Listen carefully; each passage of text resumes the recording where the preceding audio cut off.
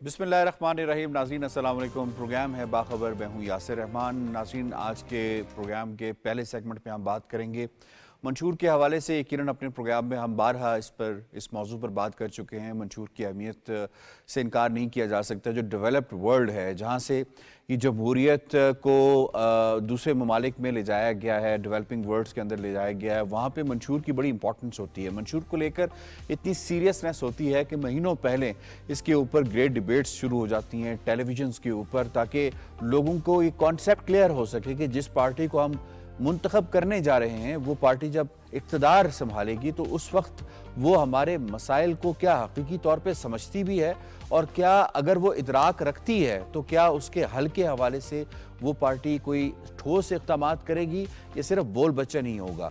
لیکن اگر ہم پاکستان کے انتخابات کے حوالے سے بات کریں تو منشور کو شاید انتخابی جماعتیں یا عوام اتنی زیادہ اہمیت نہیں دیتی. اس کی وجہ یہ ہے کہ اگر وہ دیتی ہوتی اور سیاسی جماعتیں اس کو سمجھتی ہوتی تو اس وقت تک نہ صرف منشور آ جاتا بلکہ اس کے اوپر زوروں سے ڈیبیٹ بھی ہوتی اور عوام کی جانب سے بھی سوالات اٹھائے جاتے کہ آپ کے پاس ہمارے مسائل کے حل کے حوالے سے روڈ میپ کیا ہے، پلان کیا ہے، منشور کیا ہے. اس پر ذرا بات کریں گے کہ کیا وجہ ہے. سیریسنس نہیں ہے کہ ابھی تک منشور نہیں آیا، یا پھر منشور کے حوالے سے جو سیاسی جماعتیں ہیں وہ اتنے انہماک کے ساتھ کام کر رہی ہیں کہ وہ مسائل کو بھی لکھیں گی اور اس کے ساتھ ساتھ اس کا حل بھی تجویز کریں گی. اور کیا جو منشور پیش کیے جائیں گے یا پیش کیے جا چکے ہیں، جیسے کہ جماعت اسلامی کی جانب سے یا پاکستان پیپلز پارٹی کے 10 نکاتی جو منشور پیش کیا گیا ہے، وہ کتنے حقیقت پر مبنی ہے، اس پر بات کی جائے گی. سب سے پہلے مہمانوں سے تعارف کروا دیتے ہیں. آج ہمیں جوائن کیا ہے اسلام آباد اسٹوڈیوز میں شنیلا مار صاحبہ نے، ڈاکٹر فاروق عادل صاحب نے، ڈاکٹر طاہر نعیم ملک صاحب نے، اور ہمارا ساتھ دے رہے ہیں لاہور اسٹوڈیوز سے آغا اقرار ہارون صاحب، سجاد صاحب اور نوشاد علی صاحب نے ہمیں جوائن کیا ہے. تمام پینلسٹ کو خوش آمدید کہتے ہیں. سوال ہوگا شنیلا صاحبہ آپ سے، انتخابی امیدوار میدان میں مگر بڑی جماعتوں کے انتخابی منشور ابھی بھی تاخیر کا شکار ہیں. کیا گزشتہ انتخابات کے برعکس انتخابی مہم منشور کی اہمیت اس میں کچھ کم ہوئی ہے انتخابی مہم میں؟ دیکھیں، منشور کی اہمیت پاکستان کے اندر ایسے جتنی زیادہ ہوتی بھی نہیں، کیونکہ یہ کوئی اتنی آئیڈیل جمہوریت اس پاکستان کے اندر ہے ہی نہیں.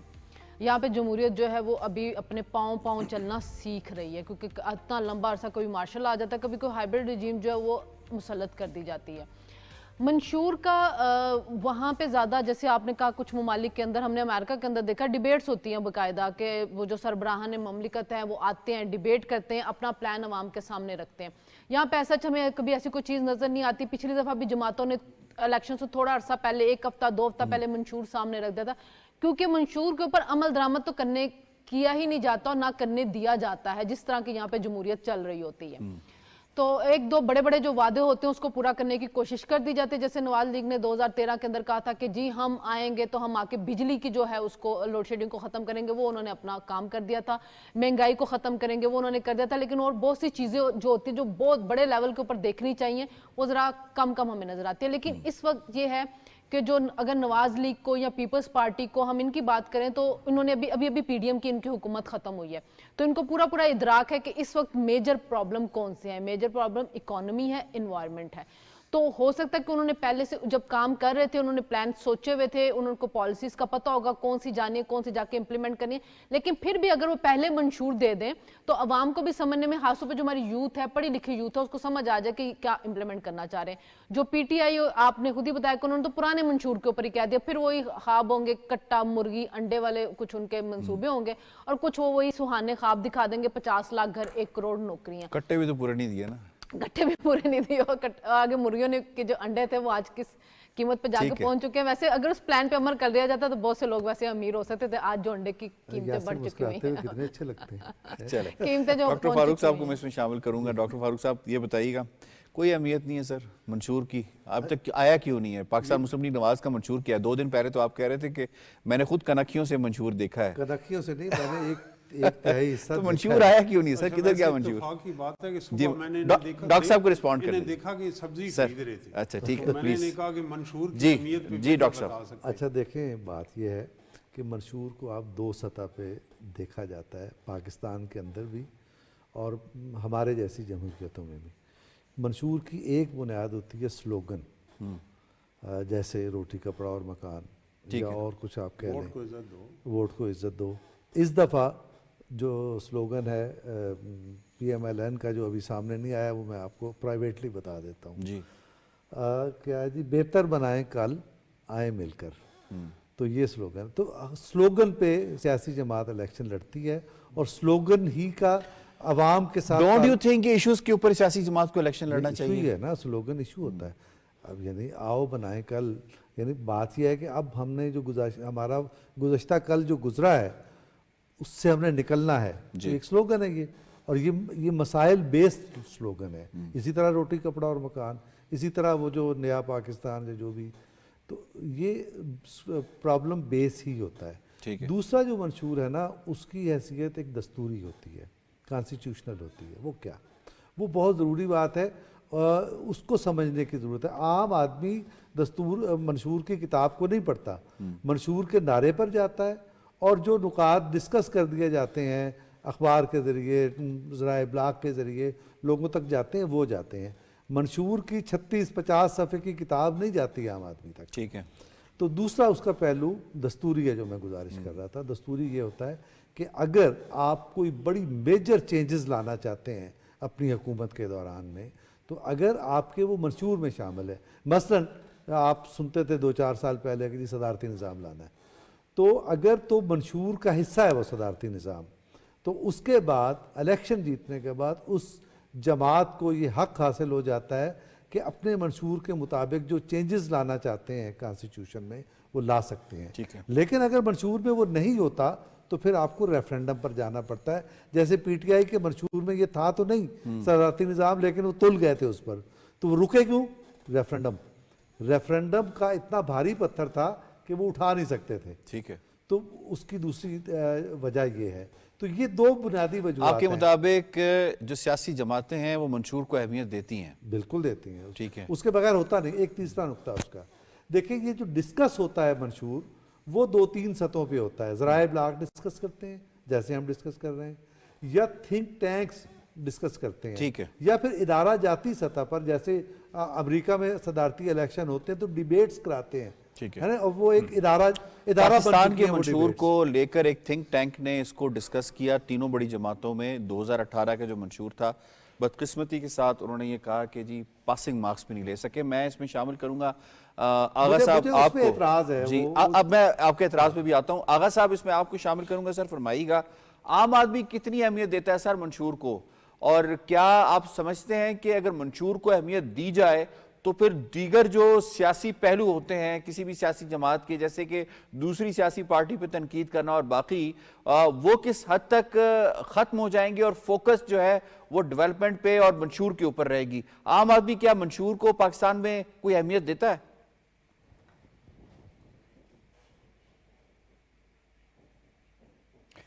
देखिए जी, आम आदमी को भी आप बहुत उसमें कैटेगराइज कर सकते हैं स्टार्ट ऑफ सोसाइटी में।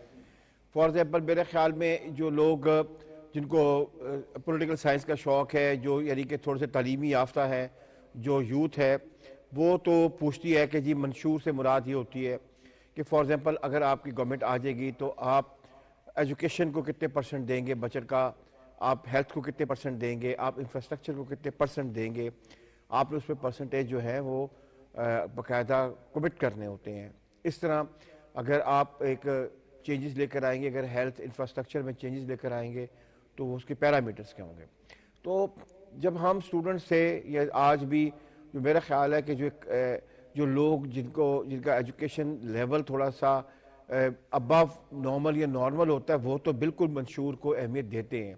लेकिन एक गरीब आदमी जिसको बेचारे को रोटी का नहीं पता है कि रात मिलेगी नहीं मिलेगी, उसका तो मंशूर यही है कि आप बिजली का बिल कम करेंगे कि नहीं करेंगे, सुई गैस की कीमत कहाँ पे होगी, और क्या सिर्फ रियासत रियासती मुलाजमीन के लिए तनख्वाहें बढ़ाएगी, या एक गरीब आदमी एक जो खड़ा है बाहर गार्ड खड़ा है उसको भी आप सोचेंगे कि उसको वो भी इंसान है।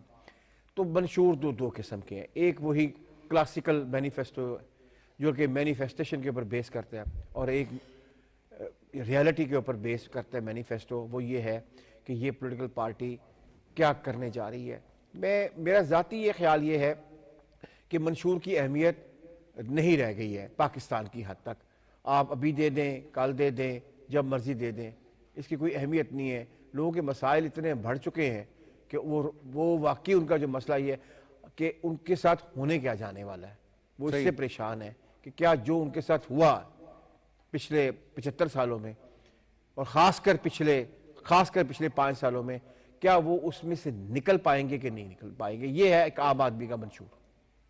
ٹھیک ہے، آپ کا پوائنٹ آ گیا. بحث میں سجاد صاحب آپ کو انوالو کروں گا، یہ فرمائیے گا کہ منشور کا حقیقت پر مبنی ہونا کتنا ضروری ہے. اگر ہم مختلف سیاسی جماعتوں کے منشور کو دیکھیں جو ماضی میں ایشو کرتی رہی ہیں، سوائے چاند کو توڑ کر لانے کے انہوں نے سب کچھ ہی منشور میں شامل کر دیا ہے. تو طاہر صاحب یہ سوال اگر آپ کے پاس ہو کہ حقیقت پسندانہ ہونا کتنا ضروری ہے، شاید عوام کی توجہ اس لیے نہیں رہ گئی کہ منشور حقیقت پر مبنی نہیں ہوتا. ایک تو بات یہ کہ ظاہر ہے کہ اس میں ہوپ جنریٹ کی جاتی ہے، خوش نما وعدے ہوتے ہیں، لیکن ایک سمت بھی ہوتی ہے جو ہماری سیاست میں منشور کی اہمیت نہیں رہی. وہ اس وجہ سے کہ سیاست کو ایشوز سے علیحدہ کر دیا گیا اور غیر نظریاتی بنیادوں پہ استوار کیا گیا. اور دوسری بات یہ کہ اب منشور جو ہم یہ کہتے ہیں کہ جی یہ صرف نعرے ہوتے ہیں، نعرے منشور سے جنم لیتے ہیں. قیام پاکستان بھی ایک منشور کا نتیجہ تھا. 1940 میں قرارداد لاہور قرارداد پاکستان آئی. اس منشور پہ لوگ آپ نے دیکھا ہوگا ویژول ٹرین پہ بیٹھ کے آئے، اپنے جان مال کی قربانی وہ جذبہ پر کیا کنٹینیو کیا؟ تو ہوا کنٹینیو. روٹی کپڑا مکان کا یہ جو نعرہ دیتے ہیں، تو ذوالفقار علی بھٹو نے اس منشور کو عملی شکل میں کیسے وہ پیش کیا؟ کیسے؟ ایسے پیش کیا کہ جو روٹی ہے اس کے لیے راشن کارڈ سکیم، ایک غریب آدمی کے کتنے بچے ہیں اسے مہینے کی آٹا چینی دالیں کس طرح ملیں گی، اور نیشنلائزیشن کی ملوں کی سرمایہ، اور جو اس کا فائدہ کتنا ہوا؟ جہاں فائدہ یہ ہوا کہ مکان کی جو بات ہے 5 مرلہ سکیم. پاکستان سٹیل کی آج حالت دیکھ لیں، پاکستان انٹرنیشنل ایئر لائنز کی آپ حالت دیکھ لیں، اور اس کے علاوہ جو یہاں سے انویسٹرز اور بزنس مین یہاں سے بھاگے، فلائٹ آف کیپٹل ہوا اس نیشنلائزیشن کے نتیجے میں. ڈونٹ یو تھنک کہ اس منشور میں جو چیزیں رکھی گئی ہیں اس نے بہت زیادہ کاسٹ ہمیں دی ہے؟ نظام تعلیم جی درست، آپ کا بڑا بروقت سوال ہے. میں یہ کہہ رہا ہوں کہ مکان کے لیے بھی جو زرعی اصلاحات تھیں اور 5 مرلہ سکیم. اب آ جاتے ہیں آپ کے سوال کے لیے. تو اس کے لیے بھی منشور چاہیے کہ سٹیل مل کام کیسے کرے گی، پی آئی اے پروفیٹیبل کیسے ہوگا، انرجی کرائسس ریزالو کیسے ہوگا، اسٹیٹ بینک جو ہے گورنمنٹ کو بورنگ کیسے کم کرے گی. ان سب چیزوں کے لیے ایک مربوط عملی جامہ آپ کو چاہیے نا. تو یہی منشور ہوگا جو ہم آج جن حالات میں جہاں تک پہنچے ہیں. جب تک منشور کی سیاست میں اہمیت نہیں ہوگی ہماری تقدیر اور حالات نہیں. اب لیڈر کمٹ کیوں نہیں کر رہے؟ ان کے جو نعرے ہیں، جس طرح ہمارے دوست فاروق عادل صاحب کہہ رہے ہیں کہ زرداری صاحب نے کہہ دیا اگلا وزیر اعظم بلاول ہے، دوسری کہا جا رہا ہے ایک باری پھر شیر، اور میاں صاحب 4تھی دفعہ 5ویں دفعہ. یہ نعرے جو ہیں کہ یہ کون بنے گا کروڑ پتی انڈیا کا پروگرام یاد آ جاتا ہے. آپ منشور میں بتائیں کہ عام غریب کے گھر میں چراغ جو ہے کیسے چلے گا، اس کا بجلی کا بل کیسے چلے گا، اس کی بیٹی کی تعلیم جو یونیورسٹیوں میں لاکھوں روپے پہ خرچ ہو رہی ہے وہ جو ہاسپٹلز میں اسے زیور بیچ کے علاج کرانا پڑتا ہے وہ کیسے بہتر ہو. ان چیزوں کے لیے منشور چاہیے. جب تک یہ منشور نہیں ہوگا اور لوگوں کا اس میں دلچسپی جو آغا صاحب فرما رہے ہیں وہ کیوں نہیں ہے؟ وہ کہتے ہیں کہ منشور اور اس کی امپلیمنٹیشن ان کے ہاتھ میں ہی نہیں. یہ اپنے لیے چند مفاہمت کی اور چھوٹی سی ایک سپیس لینا چاہتے ہیں، چند مراحت حاصل کرنا چاہتے ہیں. یہ 25 کروڑ عوام کے لیے کوئی ریلیف دینے کے لیے پوزیشن. پوائنٹ آ گیا آپ کا. سجاد صاحب آپ کو انوالو کروں گا، یہ فرمائے گا آج تک آپ نے کافی الیکشنز کور کیے ہیں، سینئر صحافی بھی ہیں، منشور کی بیس پہ عوام نے کبھی کسی سیاسی پارٹی کا محاسبہ کیا ہے، مواخذہ کیا ہے؟ آج تک کبھی ایسے ہوا ہے، یا صرف منشور الیکشنز کے دنوں میں ایک ویو کی طور پہ آتا ہے، ایک فیشن کے طور پہ آتا ہے، اور اس کے بعد پھر عوام بھی بھول جاتے ہیں، سیاستدان بھی بھول جاتے ہیں، پھر اگلے 5 سال کے بعد دوبارہ کوئی چیز آتی ہے؟ یور ٹیک سر.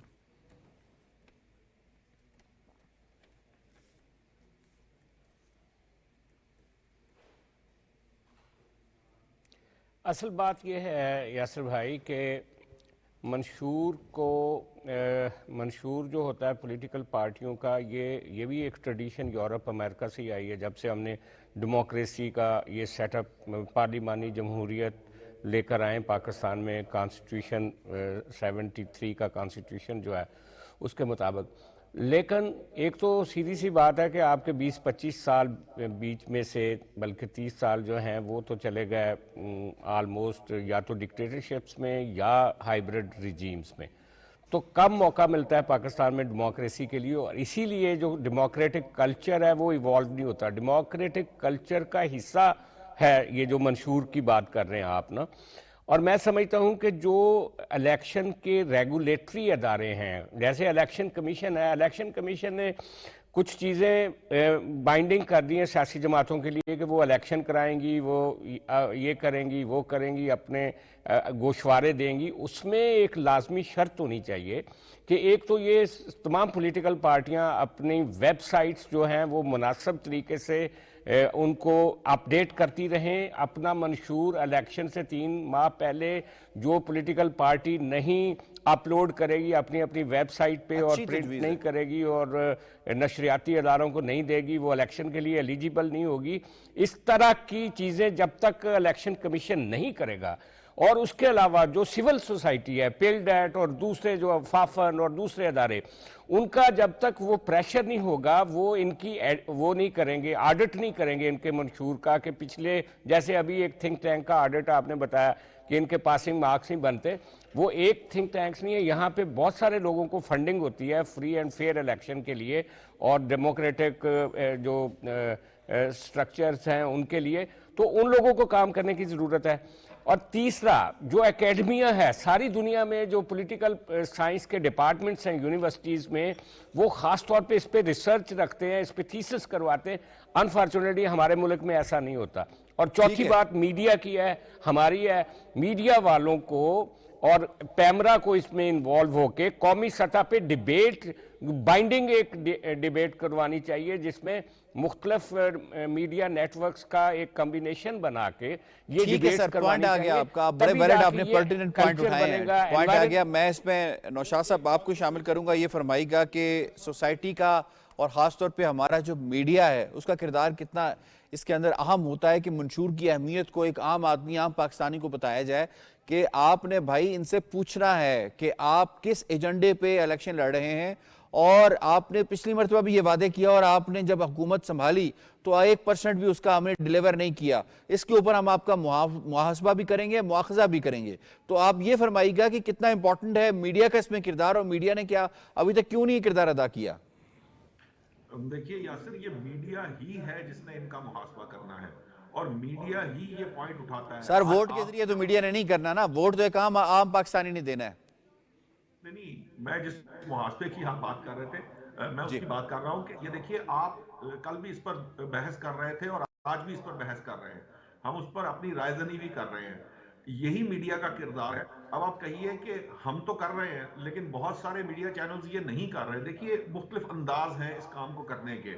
ایک انداز یہ ہے کہ آپ جس طرح جماعت اسلامی کا آپ کے سامنے آیا ہے, کوئی 47-48 صفحوں کا ایک منشور ہے جو ان رائٹنگ ہے, اسی طرح باقی جماعتوں کا آ جائے گا. یا تو آپ اس کی جیسے کہتے ہیں کہ ورک بھی نہیں شروع کر دیں اور اس کے اندر سے پوائنٹ نکال کر ڈسکشن شروع کر دیں, ایک وہ ایریا ہے. ایک ایریا یہ ہے کہ عام آدمی سے آپ ان کے مسائل جو ہیں وہ پوچھتے ہیں اور پھر ان سے پوچھتے ہیں کہ کس جماعت نے آپ کے کون سے مسائل حل کیے. یہ بھی ایک طرح سے یہ اسی کا عمل کا حصہ ہے. اور تیسری بات وہ ہے جو آپ نے تیسرا ایریا بتایا کہ تھنک ٹینکس یہ بتاتے ہیں کہ اتنے فیصد یہ کامیاب ہوئے اور اتنے فیصد ناکام ہوئے, جو آپ کے مطابق کوئی بڑی سیاسی جماعت جو ہے وہ کامیاب نہیں ہوئی. دیکھیے میری نظر میں یہ جو 2024 کا الیکشن ہے اس کے اندر تمام جماعتیں جو اس میں موجود ہیں وہ پہلے کہیں نہ کہیں کسی نہ کسی طور میں اپنی حکومت بنا چکی ہیں. ایک زمانہ تھا جب پچھلی حکومت 2018 کا معاملہ تھا تو کہا جا رہا تھا کہ مرکز میں ایک جماعت نے جو ہے نا حکومت نہیں بنائی, اس کو پتہ نہیں ہے کہ وہ کیا ڈیلیور کرے گی. تو اب تمام جماعتوں کی جو ڈیلیورنگ پاور ہے یا ڈیلیورنگ کیپیسٹی ہے وہ سب کے سامنے آ چکی ہوئی ہے. اچھا, یہ جو 6 کروڑ ووٹر ہیں تقریباً 35 سال تک والا, یہ سارے کا سارا اس انتظار میں ہے کہ ہمیں یہ پتہ چلے کہ کون سی جماعت ہمارے ساتھ یا ہمارے مستقبل کے ساتھ کیا کرنا چاہتی ہے.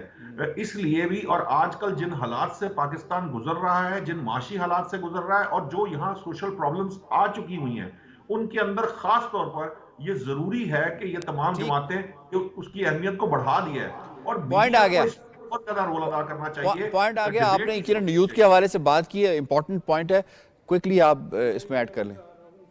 جو آپ آپ کا یہ سوال ہے اس کے حوالے سے کہ میں یہ کریڈٹ اپنے پروگرام کو اور پی ٹی وی کو دوں گا اچھا۔ کہ باقی میڈیا نہ بھی کرے تو ہم بڑے تواتر سے ناظرین بھی گواہ ہیں کہ ان ایشوز پہ بات کرتے ہیں۔ ہم تو کرتے ہیں جی، آپ جلدی سے۔ صرف میں یہ آپ نے کہا کہ کیا منشور کی بنیاد پر عوام کسی کا احتساب کرتے ہیں؟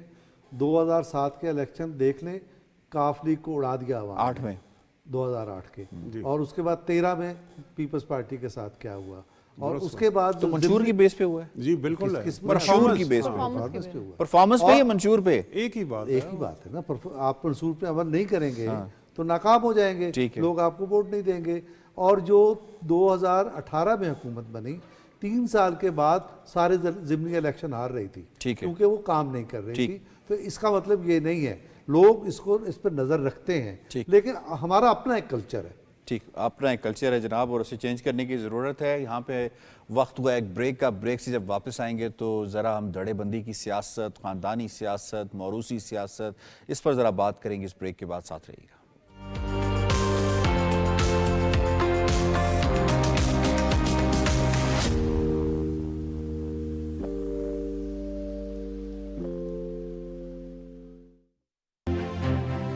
انتخابات اب کچھ دنوں کی بات ہے، وعدوں کا موسم ہے، عوام کی اہمیت کے نعرے ہیں، جمہوریت میں طاقت کا سرچشمہ عوام ہے۔ تو آپ اس اہم فیصلے کے لیے تیار ہو جائیں۔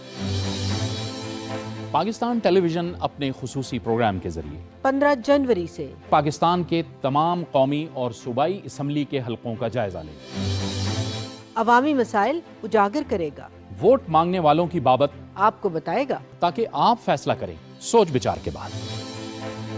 ووٹ پاکستان، کیونکہ آپ کا مستقبل پاکستان کا مستقبل ہے۔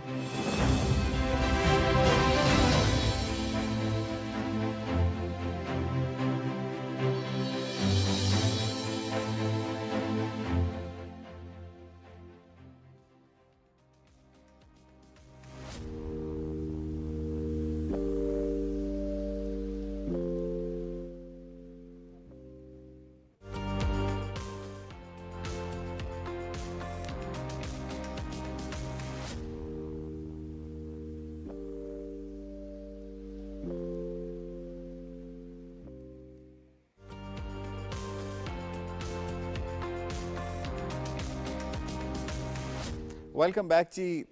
پارٹیز نے ٹکٹ جاری کر دیے ہیں، اور ایک اچھی بات ہے جی، ٹکٹ جاری ہو گئے ہیں، کیونکہ اس پہ بھی سوال اٹھائے جا رہے تھے کہ ٹکٹ کیوں نہیں جاری ہوتے۔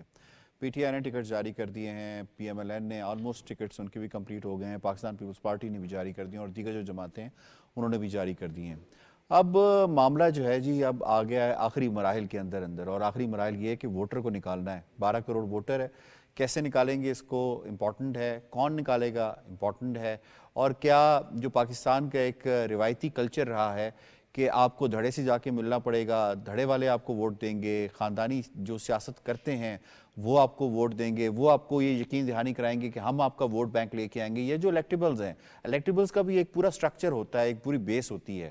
تو اس مرتبہ جو امید باندھی جا رہی ہے وہ اس 45% جو اس پورے 12 کروڑ جو ووٹر ہے اس کا جو 45% ہے وہ ہماری یوتھ ہے، 18 سے 35 سال کی عمر کی یوتھ جسے کہا جاتا ہے۔ وہ یہ کہا جا رہا ہے کہ اس مرتبہ وہ جو روایتی سیاست ہے اسے شاید وہ ڈینٹ پہنچا دیں، جو جھڑے بندی کی سیاست ہے اسے شاید وہ ڈینٹ پہنچا دیں، اور وہ اپنا مائنڈ یوز کریں۔ اور یہ بھی کہا جا رہا ہے کہ جو بزرگ ہیں وہ بھی نوجوانوں کے ساتھ ان کے مطابق ایک پیج پر آ چکے ہیں۔ اب اس سے کیا فرق پڑے گا؟ اس سے کیا ان کا جو مزاج ہے اس میں فرق پڑے گا؟ الیکٹیبلز کے جو نتائج ہیں اس کے اندر فرق پڑے گا؟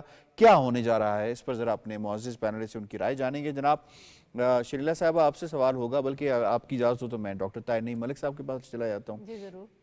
سیاسی جماعتوں کے امیدواروں کو پارٹی ٹکٹس جاری ہو گئے ہیں ڈاکٹر صاحب، کیا فروری انتخابات میں سیاسی خاندان اور برادری کی دھڑے بازی ماضی کی طرح انتخابی نتائج پر اثر انداز ہوگی؟ اثر انداز ہوگی، لیکن جو ان کا روایتی اثر و رسوخ ہے وہ مجھے کم ہوتا ہوا دکھائی دے رہا ہے۔ اور میں نے تینوں جماعتوں کے جو ٹکٹ ہیں وہ ایوارڈ ہوئے ہیں ان کا جائزہ لیا ہے، تو مسلم لیگ نون، تحریک انصاف اور پیپلز پارٹی اس کا ادراک رکھتی ہیں کہ یہ نئی تبدیلیاں ہو رہی ہیں، اور انہوں نے نسبتاً نوجوان لوگوں کو اور غیر معروف لوگوں کو بھی بہت سارے حلقوں میں ٹکٹ دیے۔ اب سوسائٹی میں وہ کیا تبدیلیاں جو رونما ہو رہی ہیں جس کی وجہ سے الیکٹیبلز کا، برادری کا، دھڑے کا، باثر افراد کا ووٹ بینک کم ہو رہا ہے. وہ 5 جو میری ریسرچ ہے اس کے مطابق 5 ایسے فیکٹر ہیں. نمبر 1 یہ ہے کہ سیاسی جماعتوں کی ریچ بڑھ رہی. دور دراز ریموٹ ایریاز میں مثلا موٹر وے سے رابطے جلدی ہو گئے اور وہاں ریچ بڑھ گئی ہے، اور پھر اس کی وجہ سے پولیٹیکل پارٹیز کا آج دور دراز ڈی جی خان میں، تونسے میں، دور دراز علاقے میں بھی جو ووٹ بینک 20 سے 30 ہزار 50 ہزار وہاں ہیں، وہاں کا الیکٹیبلز اب آزاد نہیں لڑ سکتا، اس کو کسی بھی سیاسی پارٹی کی ٹکٹ کی ضرورت ہے. دوسرا مڈل کلاس کا سائز پوری دنیا میں جو جمہوریت میں ہوتی ہے مڈل کلاس کا سائز گرو کرتا ہے تو مڈل کلاس کا ووٹنگ بیہیویئر ڈیفرنٹ ہوتا ہے. اب وہ مڈل کلاس شہروں تک محدود نہیں رہی. ہمارے جو اسمال میڈیم ٹاؤن ہیں ان میں بھی آبادی بڑھی ہے. Bahawalpur city, D G Khan city, Faisalabad, Gujranwala, Sialkot, ان کے اگر آپ جو کہہ رہے ہیں شہروں کے سبربز ہوتے ہیں، سبربز تو پاکستان میں اس وقت آپ کہہ لیں کہ 6-7 کروڑ پر مڈل کلاس مشتمل ہے ہماری. اس کا ایک امپیکٹ ہو رہا ہے. اور پھر اس میں جو آپ فیکٹر جو آپ نے حقائق بتائے ہیں کہ یوتھ ہے ہماری، اور یوتھ میں جو اربن رورل ڈیوائیڈ ہے وہ بھی ختم ہو رہی ہے. اور جو نیا ووٹر ہمارے یہاں ایڈ ہوا ہے 2.25 کروڑ 18 سال کی عمر تک پہنچنے، یہ جو یوتھ ہے یہ ماضی کے مقابلے میں اس کے پاس انفارمیشن زیادہ ہے، ان کے پاس ایکسپریس کرنے کے مواقع زیادہ ہیں، اور ان کا ایک امپیکٹ سیاسی جماعتوں پہ آئے گا. اور یہ ان کے پاس اظہار کے لیے پہلے یہ تھا کہ ان کا جو مائنڈ تھے وہ روایتی طریقے سے، روایتی میڈیا سے وہ انفلوئنس ہوتے تھے. اب ڈیجیٹل میڈیا کے ذریعے ان کے اوپر بہت زیادہ وہ امپیکٹ آ رہا ہے. نیریٹو، سیاسی جماعتیں بھی نیریٹو بنانے کی کوشش کرتی ہیں اور یہ بھی اس کا اظہار کرتے ہیں. اور 5ویں جو چیز آخری پوائنٹ ہے کہ ہائر ایجوکیشن کی ریچ وہ چھوٹے قصبوں تک جا رہی. اگر آپ دیکھیں کہ ہماری یونیورسٹی ہیں وہ دور ڈی جی خان میں بھی بن گئی ہے، بنو میں بھی بن گئی ہے، سندھ میں 4-5 نئی یونیورسٹی بنی ہیں، گوادر میں بھی ہے. ہائر ایجوکیشن کی ریچ جو شہروں میں تھی وہ دیہاتوں میں پھیل گئی. تو یہ 5 فیکٹر ہیں جو میری یہ ذاتی تحقیق ہے جس کی وجہ سے یہ. میڈم شریلا، آپ نے بیک بینچر کو فرنٹ پہ لانے کا فائدہ دیکھا ہے کہ ڈاکٹر صاحب نے کتنی زبردست اپنے 5 جو ہیں وہ ایریاز بتائیں. میرا خیال ہے آپ نے ڈسکشن کو بڑا زبردست رخ دیا ہے. میں میم شریلا اس میں آپ کو انوالو کروں گی. فرمائیے گا کہ اس مرتبہ یوتھ کتنا کنٹریبیوٹ کرے گی ٹورڈز، کیا ڈیسائزیو فیکٹر ہو سکتا ہے یوتھ کا، اور کیا یہ جو ہماری روایتی سیاست ہے اس یوتھ کو اتنی بڑی تعداد میں نکالنے میں کامیاب ہو جائے گی؟ کیونکہ یہ کہا جاتا ہے کہ یوتھ کا جو پچھلا 8 سال کا جو ٹریک ریکارڈ ہے 8 انتخابات کا، اس سے بھی ہمیں پتہ چلتا ہے کہ تقریباً 30 سے 35% یوتھ ہم باہر نکالنے میں کامیاب ہوئے، اس سے زیادہ نہیں نکلتے. اچھا، جیسے ایک تو جو ہمارے یہاں پہ ایک تصور دے دیا گیا نا کہ یوتھ آئے گی اور روایتی سیاست کو جو ہے نا وہ نکال کے باہر پھینک دے گی، الیکٹیبلز کو باہر نکال کے پھینک دے گی، برادریز کے اور ان کے ووٹس کے اوپر نہیں جائے گی. میں اس نیریٹو کو بائی بالکل نہیں کرتی. اس کی وجہ یہ ہے کہ اگر آپ پی ٹی آئی ہے نا اسی کے بارے میں کہا جا رہا ہے تبدیلی لائے گی، اس کے ساتھ یوتھ بہت ہے. کلیم تو پی ایم ایل این بھی کرتی ہے، مریم صاحبہ بھی کرتی ہیں. اگر اس کی آپ جماعتوں کی ٹکٹس دیکھیں تو کیا انہوں نے کوئی ایسا کر دیا کہ انہوں نے سارے نئے لوگ لے کے آ گئے، اور کیا ان کے نوجوان اس کے اوپر ریئیکٹ کریں؟ ایسا نہیں ہے. ان کو الیکٹیبلز لانے پڑے ہیں. اگر آپ لاہور کے اندر بھی دیکھیں تو ان کو بہت سی جگہوں پہ لوگ اپنے ایسے ایڈجسٹ کرنے پڑے جن کا برادری کا ووٹ تھا یا انہوں نے الیکشن جو لڑے ہوئے. اسی طرح آپ چلے جائیں اٹک میں چلے جائیں، ایمان طاہر کو دے دیا، کس کی بیٹی ہے وہی وہ میجر طاہر کو دے دیا. دونوں سیٹیں خاندانی سیاست ہوگی. مظفر گڑھ کے اندر کیا ہو رہا ہے؟ جمشید دستی کو آپ نے دیا ہے. کون سا کوئی وہ نہیں، تو کلیم تو پھر پی ایم ایل این بھی کرتی ہے، کلیم پیپلز پارٹی بھی کرتی ہے. میں پیپلز نہیں، نواز لیگ جو ہے اس کے بارے میں اور پیپلز پارٹی کے بارے میں یہی بات کی جاتی ہے نا کہ ان کے پاس پرانے لوگ ہیں، پرانے چہرے ہیں، یوتھ ان کے ساتھ اس وجہ سے نہیں ہے. یوتھ نئے چہروں کو سامنے لائے گی، یوتھ جو ہے نظریاتی ہوگی، یوتھ نظریے کے اوپر ووٹ. کون سا نظریہ جو ہے جس کے اوپر یوتھ پی ٹی آئی کو ووٹ دینے جائے گی؟ مطلب ان کا وہ نظریاتی نہیں ہے، وہ کلٹ فالوئنگ ہے. وہ صرف یہ کہتی ہے جو عمران کا دشمن ہے ہمارا دشمن، جو عمران کا دوست ہے ہمارا دوست ہے. اگر میں ٹک ٹاک کی تقسیم کے اوپر، میرا خیال ہے ملتان میں بھی انہوں نے یہ کیا. آپ کے اندر چلے جائیں.